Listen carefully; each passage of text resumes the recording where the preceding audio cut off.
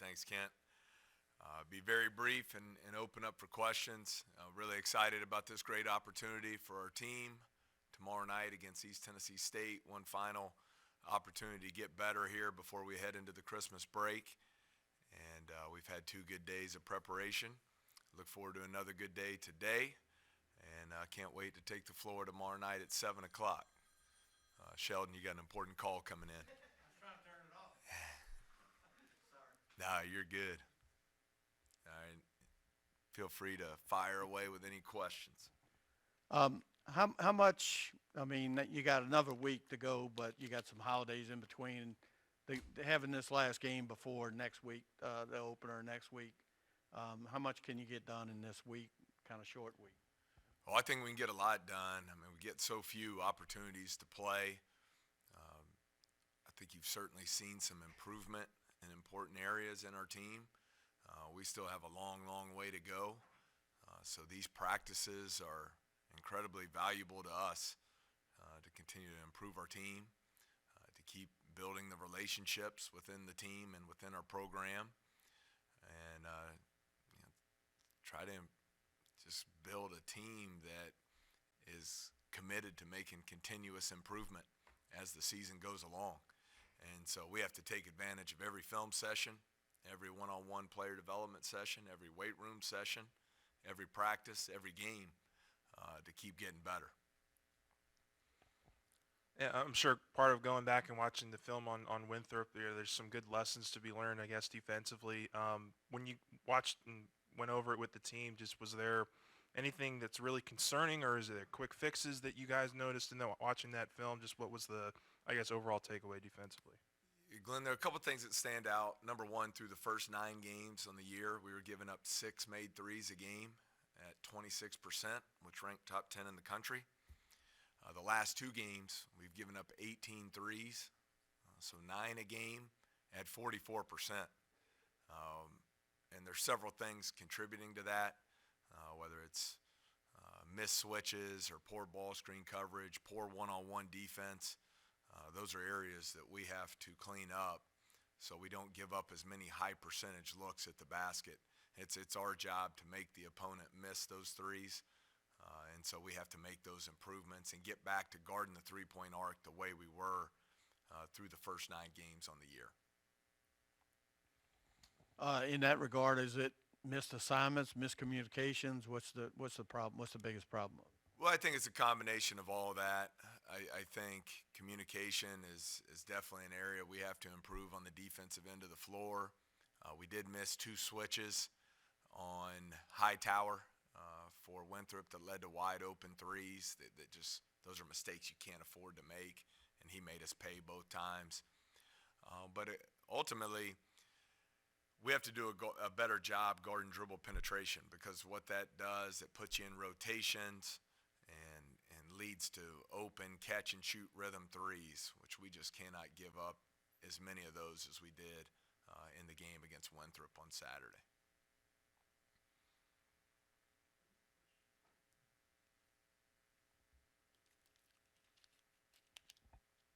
Well, what is it like for you this time of year? Because it seems like college basketball, there are challenges with the calendar that other sports don't have in terms of, holidays coming up and guys going away, and do they eat too much, and all, all those different things that you maybe kind of, have these challenges with. Well, I think it's important to really stress the focus that your players have to maintain here at these games around the break. I think it's human nature. Some of our players haven't seen their families in months, and I know they're anxious and looking forward to getting to do that. But as we always talk about, you only get 31 of these opportunities a year to play. And these players work extremely hard to get to LSU. And then once they get here, they work even harder. And we got to make sure we do everything from a mental focus and mental preparation standpoint so that we take care of business tomorrow night and take advantage of that opportunity. But you do see it. I mean, last night, Texas Arlington, who we saw earlier in the year, goes on the road, a huge underdog against a really good San Francisco team, and Arlington goes in there and beats them. Utah State was undefeated. I think they lost to a 3-6 Weber State team last night. So you certainly see upsets this time of year, and so I think the maturity of your players to stay focused on the task at hand is incredibly important. We talked about it a little bit last week, but just Justice, his his assist turnover ratio is pretty strong. Cam is a bucket getter, like you've talked about. Just what do you like about the backcourt pairing of those two and how they've been able to start games for you recently? Well, I think it's been huge for us having multiple playmakers on the floor. Both are very smart players who have been making very good decisions with the basketball. Again, you look at our first 8 games on the year, Glenn, we had 10 more turnovers than assists, which is just, it's hard to win doing that. Then you go back and look at the last 3 games. We're 52 assists to only 28 turnovers. So we're averaging single digits there, turning it over. We've had our best assist games on the year, and that's with not necessarily shooting the ball as well as we're capable. So want to see those assist totals continue to climb. That usually means you're moving the basketball well, you're screening well, you're taking high-quality shots, which I think has been a struggle for us at times earlier in the year. Our shot selection hadn't been good enough, and I think you've seen some improvement there, and it's led to improved assist-to-turnover ratio. And I think Juice and Cam have been catalysts there for our team. Jock talked a little bit about it, but do you kind of worry about, maybe distractions of getting home, like you said, in a game like this, just a couple of nights, a few nights before Christmas? I don't worry about it. I think these guys will be really excited to get to play. And, we've talked about it, but our preparation's been good. As much as I know players are looking forward to seeing their families. And sorry to keep using the same message. I mean, you just only get so many of these chances to play these games. And it's a great privilege to get to play in them. And so I think our players will be dialed in and ready to go and excited about the opportunity to play again tomorrow night.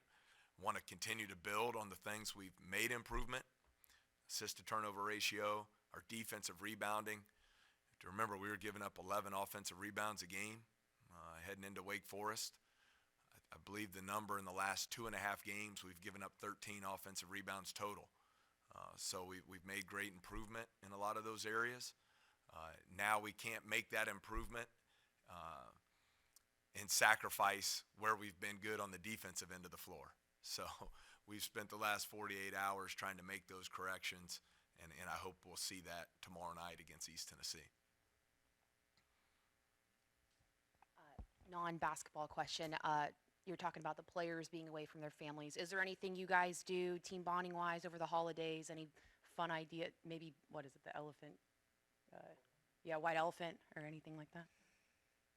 Well, we had a community service event planned on the day we had the threat of severe weather, so unfortunately we didn't get to do that, and we'll look forward to rescheduling there. But no, we'll do some things community-wise, and then we always enjoy, my family always enjoys having the coaches, all the families over, the players over to the house, and getting a chance to celebrate Christmas together. And but I look forward to our players getting to see their families and getting a little bit of a break. Be honest with you, I'm looking forward to a couple days as well. I don't think we've had a day off since we got the job back at the end of March. So excited about that and get to spend some time with the family. Just while you're on that, I know you take it one game at a time, but what's the schedule going to be like? Are the players going home after tomorrow night, or can they go home for a couple days? They can. Not all will, but kind of a unique year with the quick turnaround, playing on the 28th. But quite a few of our guys will get to go home. Some have family coming here to Baton Rouge. But after the game tomorrow night, we'll be off for 3 days so the players can enjoy the Christmas break.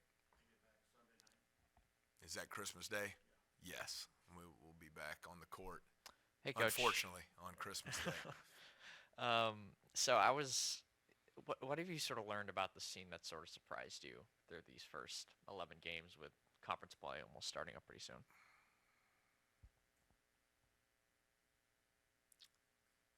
That's a great question that I really don't have a very good answer for you. Um, I don't really go into the season saying I hope we win this many games or we do this or that. We just want to build the best team that we can and hopefully max out our team. Same thing individually. I want each player that comes to LSU to max out as a player, as a student, off the court.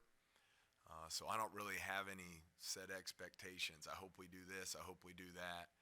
We really just stay focused on that daily process of helping our players get better, building our team, and trying to become the absolute best we're capable of being.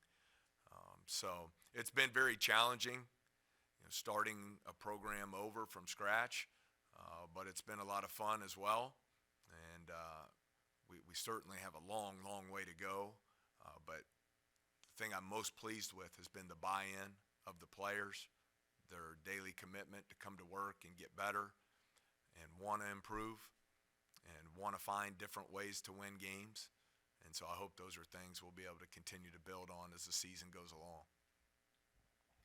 And just to follow up on that, maybe not expectations wise, but more of, is there a player who has maybe surprised you a little bit, or is there a way you guys are playing that's or a strength that the team has, whether it's, I don't know, rebounding or 3-point shooting or anything like that that has sort of To pleasantly touch on surprised the you? team aspect, the willingness and the desire to get better in the areas we need to improve upon.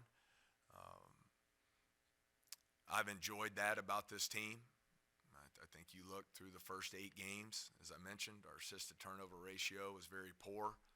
We over-dribbled the basketball, too much hero basketball. I think in the last 3 games you've seen great improvement there, as evidenced by over 17 assists a game and only 9 turnovers a game. I think we were a very poor defensive rebounding team early in the season, and we had non-existent defensive rebounding from the guard position. I think Cam Hayes has really elevated us there in that area, and we've shown very good improvement on the defensive glass. Certainly need to continue to get better in many different areas. As a player, no major surprises to me. I have been, and I hate singling guys out because it's all about the team here, but I have been just thrilled with the effort, the energy, and the leadership of Derek Fountain. He's been so consistent on a daily basis, and I'm excited to see that carry over to the game floor here in recent weeks. And then I hope it will serve as a great lesson for our team, is Cam Hayes, who got off to a slow start earlier in the year, even had a DNP the second game of the season, but did not pout, did not feel sorry for himself. He came to the gym and went to work. He made some changes to his game and shot selection and playmaking, and has become a very good defensive player for us. And now seeing him have the success that he's had and the impact that he's made on our team is huge. And said it before the season, I think more so than any year I've been in coaching, you'll see minutes, rotations, roles evolve and change more than any other team I've been a part of, because everyone's new. And so we're still learning each other. I'm still learning players. And those are 2 guys who have really stood out with their play and more importantly, their impact on our team.